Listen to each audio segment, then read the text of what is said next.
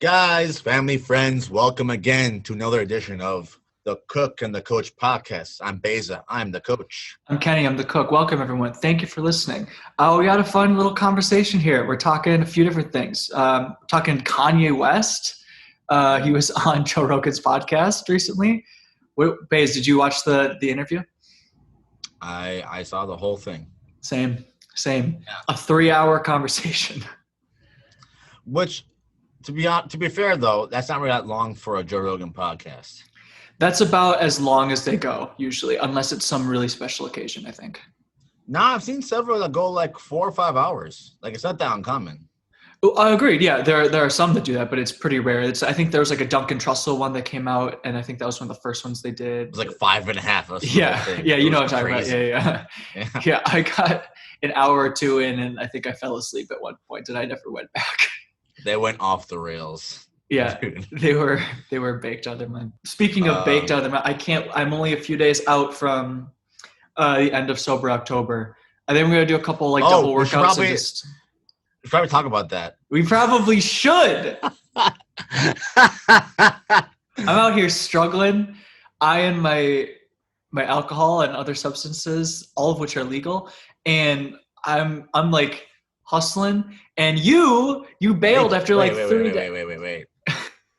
Legal adjacent. Yeah, illegal adjacent.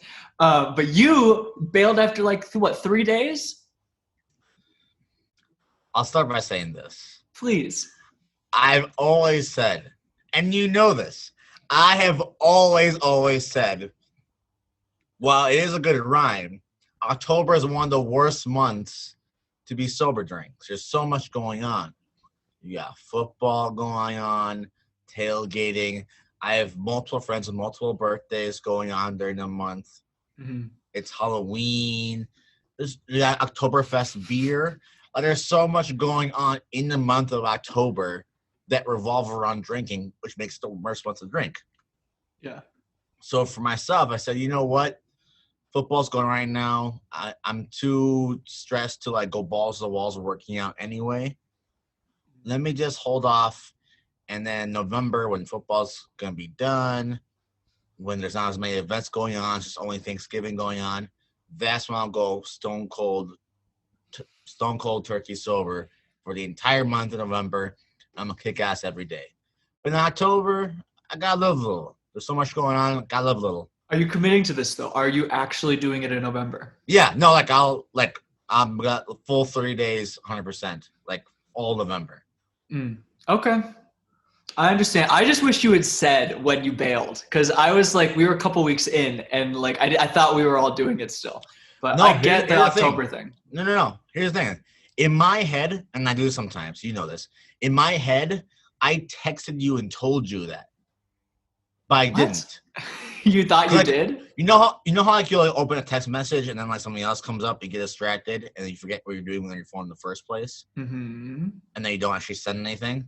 Yeah, that's what happened to me. I was gonna text you and Dave, I'm not doing Sober October anymore, and in my head I texted you guys, but never actually texted you guys. You hear how that sounds, right? No, 100%. 100%.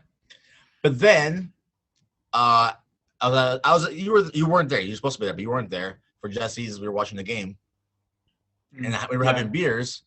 And everyone's like, "Wait, not doing Sober October anymore?" I'm like, "Oh yeah, no, I'm not." And everyone was like, shit, I forgot to tell Ken."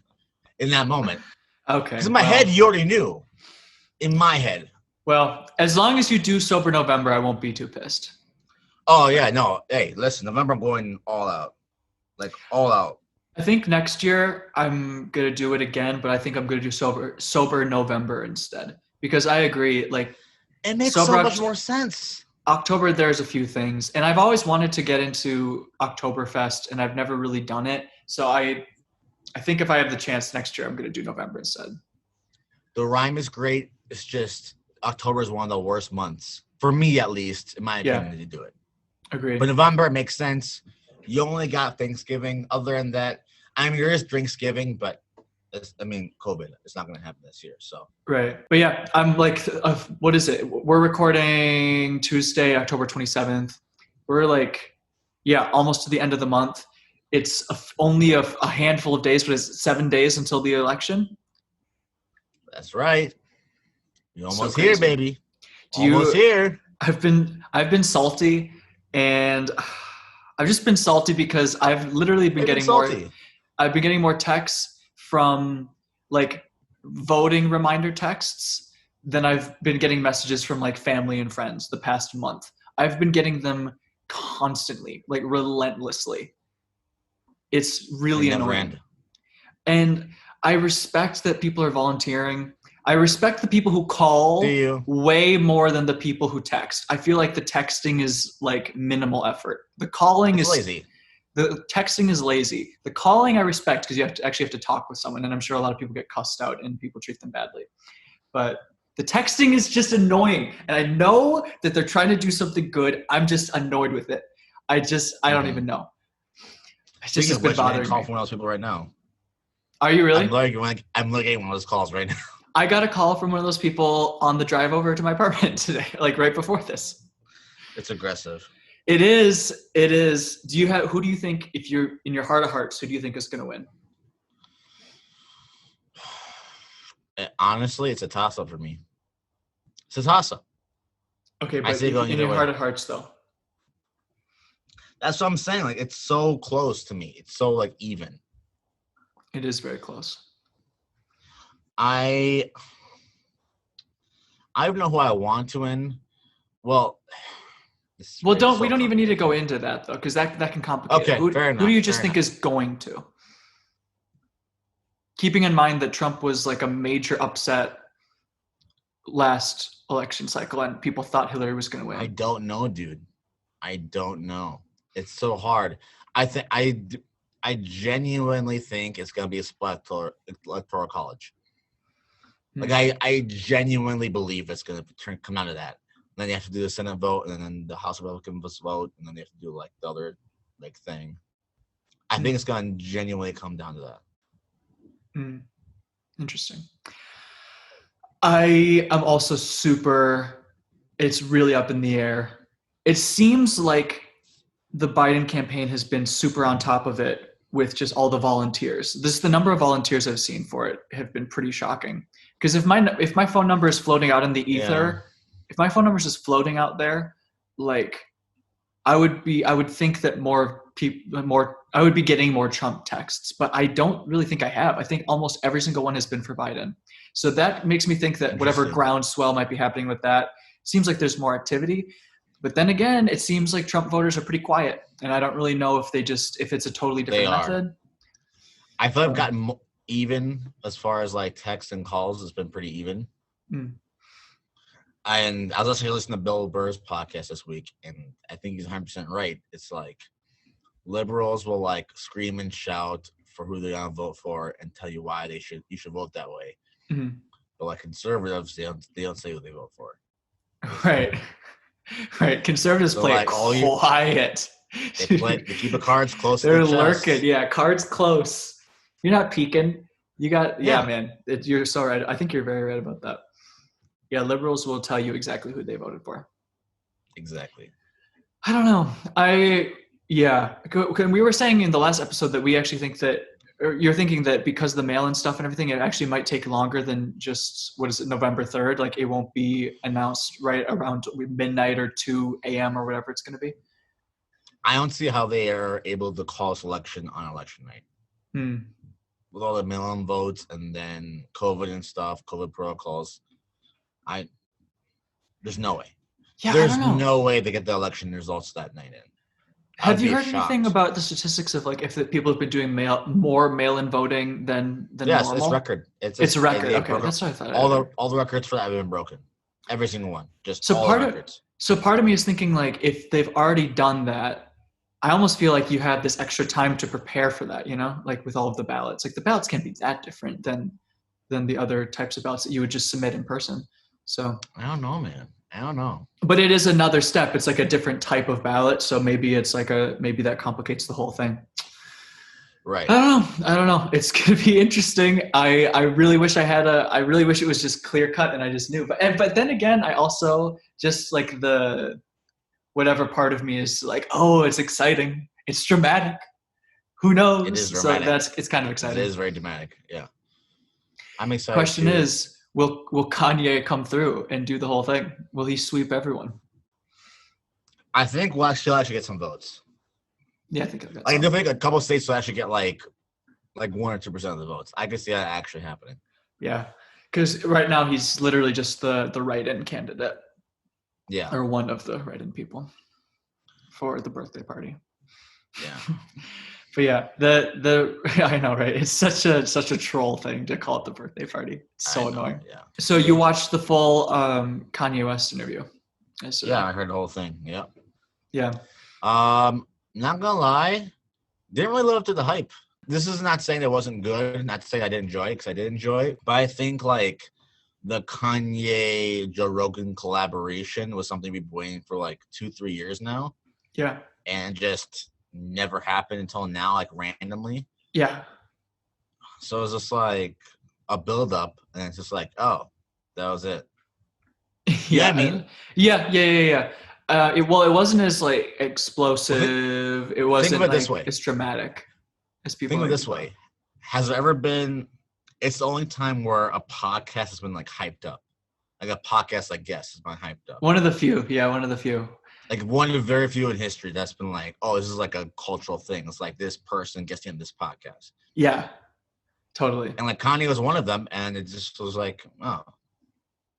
Yeah, I haven't seen. It was cool. It was informative. I haven't seen very many reactions to it yet. Well, I think he kind of just went on and just had a stream of consciousness rant or conversation for like 3 hours, and Rogan literally had maybe 10 questions the whole time. Like Rogan barely talked the whole time. It was just a 3-hour long Kanye rant, which isn't bad necessarily, but I wish Rogan would have had more input and driven the conversation a little bit more. But at the same time, it's like, how do you stop Kanye when he's on a roll? You know? Yeah, because the confusing thing with him is like, he has all of these different thoughts that he'll connect. Like he'll maybe say 10 seemingly different ideas to try to make a grander point, but it's like, okay, well then what's the point? Like what's like the main thing you're trying to say, which seems like a nightmare of a thing to try to interview. Like you can listen to him talk for hours, but like since he bounces over the place, it seems like he's talking about nothing. Mm-hmm. Which is like, I don't know, it kind of sucks. It's like he is like a genius thinker and he is like a brilliant person. When he bounces around too much, like no one can follow him and he looks like an idiot. You know what I mean? Does that make sense? That makes sense. I didn't get that impression from watching the interview. I actually thought it was fairly thoughtful and like measured, which was kind of surprising. Like agree or disagree. Like I don't think he like lost the handle on his conversation, I guess. Like he went all over the place, but it didn't seem like he was out of control or anything. And it was honestly, comparing to other interviews I've seen with him, like from years ago, like longer interviews, like maybe on like Sway or different radio stations, like it was pretty similar. Like a lot of it was him talking about projects he's working on, things he's going to do in the future, you know? So like a Sway is maybe not the best example because he like famously like exploded on Sway. But before that moment on the interview, he was talking a lot about like, here's what I'm trying to do. Here's the problem in this industry. Here's my my vision for it, you know? I think what I'll agree with you on is like he did eventually circle back to the original point and the original question. He would eventually circle back to a lot, which I'll give him credit for. Yeah. And I think that's because on Joe Rogan, it's like a free, open platform. It's like there's no commercials, there's no like time cap. It's just you're here for however long you're here, go. Right. So he has a freedom to like talk and like for 20 minutes, but then circle it all back to the original point. Right. Whereas like on a radio show, it's like he doesn't have that freedom. There's commercials, there's like protocols. It's like much more airtight. Mm-hmm. Where on a podcast, it's just like we're just here, man. We're just talking. Does that make sense? It does make sense, yeah. And I think he probably doesn't get that many opportunities to have that type of conversation, so he's just taking full advantage of it. He should, as he should. As he should. Yeah, there was nothing like too surprising, honestly, about the conversation that he had. I mean, there's a lot of interesting visions that he had for what he wanted to accomplish. But, I don't know. He he would like hint at like, oh, I'm doing this, I'm building the sound stage, I'm trying to. What was interesting is that he brought up like Tesla, like Nikola Tesla, a lot, and how he was comparing his Star Wars, George Lucas. Yeah. Yes. Well, what Rogan was like how Rogan distilled a lot of what Kanye was saying was that Kanye is trying to, I guess, reimagine like life as we know it, essentially, like all the major areas of it, which is like kind of a super lofty goal. But then again, it makes sense. Like he compares himself all the time to like people like Walt Disney or Steve Jobs, like these people who like revolutionized like industries and whatever. But I don't know. I wish do I see him as that? I don't know. I mean, I'm not sure. I think his ideas, like with, even with like the Yeezy brand, like I've watched some interviews with him about him talking about how they're approaching manufacturing and sourcing materials and all of that. And that seems pretty revolutionary. And I will say what one of his talents seems to be is being able to like have a vision for like the future and then build these teams of like some of the best in the world and just kind of, I guess, just be creative director or just like lead the vision and then have these people who are super good at within those fields kind of handle a lot of the specifics. So from that perspective, that's pretty cool. But I don't know. We'll see. I mean, that was kind of the for me, that was actually sort of the fun thing watching the interview was like, oh, well, we'll see. Like, let's check back in 5-10 years from now and see if his predictions came true. Like, you know, the president one is the obvious one, but beyond that, just some of his ideas for like, I think he was mentioning, I want to say transportation, but I don't know if that's accurate, but a lot of just different major industries he was trying to rethink, which was cool. You know, I kind of just had this thought, but it's like, when was Kanye ever wrong about like a big idea? Because it came to, he's first a producer, right? Right. Then he said he wanted to be a rapper and stuff, and now everyone's like, no, you can't do that. Right. And what happened? He became one of the most notable rappers of all time. Right. Then he was trying to get into the sneaker, fashion game, right. 2010s, and everyone's like, well, you can't do that. Now Yeezy is a $5 billion brand. Yeah. And with the Gap collab coming up and everything like that, like, see, and that's like a good example of what I'm saying, like where he was saying for a long time, like, I don't want to be charging as much as I am for the clothes. I want to have it be at an accessible price point. And I think he might have even given Gap as an example, and then like that comes to fruition, So I don't know. I mean, I know exactly what you're saying. Like, it seems like a lot of the stuff that he'll say that he's going to accomplish, he's somehow not dumb. Does eventually. No, I don't think he's dumb. No, I definitely I feel like people get dumb and like crazy confused because like even he'll tell you there's a little bit of crazy in there, right? I think there is a crazy. Yeah, but crazy does not mean stupid. Does that make sense? No, crazy and stupid are not the same thing. I think we have to separate the two and try to figure out really what's going on here. Does that make sense to you, Ken? Yeah. In defense of Kanye, and I'm not saying I want him to be president because I don't. I'm not saying this as Kanye's never wrong, because he is sometimes. Yeah. But again, when it comes to most big picture ideas, he's almost never wrong. He pretty much all the time comes through with it. And on top of that, I think one of the main things he was hitting home during a Rogan interview was that is if he gets elected, the very first thing he's gonna do is surround himself with only the best and the brightest and the perfect people for the job. Right. Which is, I mean, let's be honest. The presidency isn't like just one person doing policies and all that different shit. Mm-hmm. It's like a staff of like 100 people that make this shit go. It's about picking the people around you to get things done. Right. Right? Right. Which, like, I mean, to be fair, he seems to be really good at. I feel like that's the only way that he can be successful in so many different industries. And that seems like what he's the best at. I mean, he's probably one of the best people we've seen at surrounding himself with other people to make him successful. Yeah. I feel like the presidency is the same type of game. Granted, it's the ultimate game, but it's a similar type of game. Mm-hmm. Again, I'm not saying you should be president. I don't want to be president. Just, be creative. But right. I think there is some legitimacy there that he has over other candidates in that regard. Does that make sense? It does. It just annoys me because it's like, I don't know if being president is, I mean, it's already in question, like whether it's even the most powerful political position in the world, let alone just powerful position or like most influential position. Like so many artists say like, oh yeah, the true influence isn't in politics.